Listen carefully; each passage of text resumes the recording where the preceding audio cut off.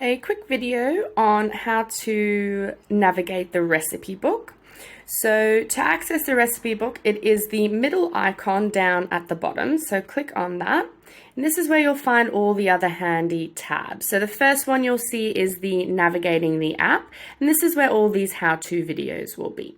The second tab is the recipe book. So click on that. And the entire recipe book will pop up here. So you've got plenty of recipes, all focused on high protein, high fiber, ease and convenience.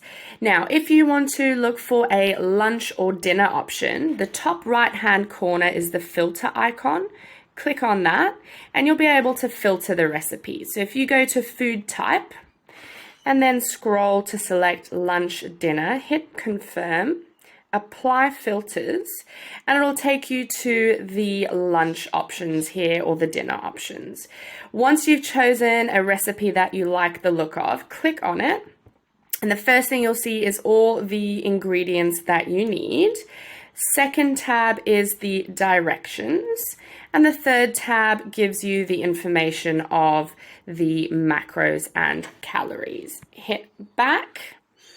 You'll see how a few of them are easy to meal prep, and I've tried to keep these as convenient as possible.